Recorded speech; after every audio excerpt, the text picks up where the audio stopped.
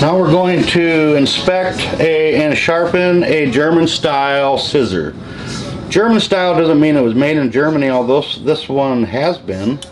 German style just means the German invented this style of scissor. Could be made in China, Russia, doesn't matter. Now, I've already checked the set on this. The set's fine. It just came in dull.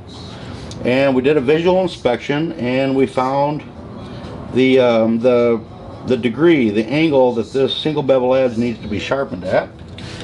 So we did all that homework, and now we're going to put a nice edge on this.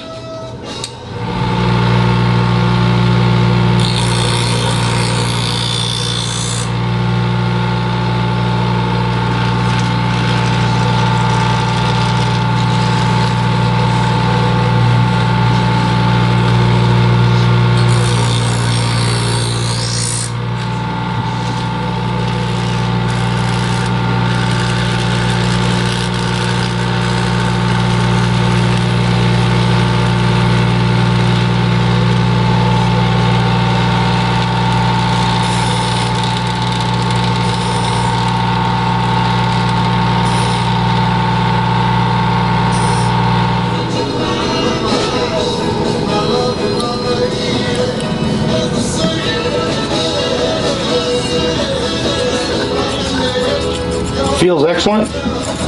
Let's give it a test cut. Okay, so now we have this single bevel edge all sharpened. The tips have been adjusted. We've checked the set. The set was not off. If it was off, which is caused by dropping, then we use this tool to straighten it back out. In this particular case, the set was fine. It just came in dull. So now we've done our sharpening. Now we're going to do a test cut, which we always do. We use toilet paper and we wet it down. Wet toilet paper is the way we test these scissors for sharpness.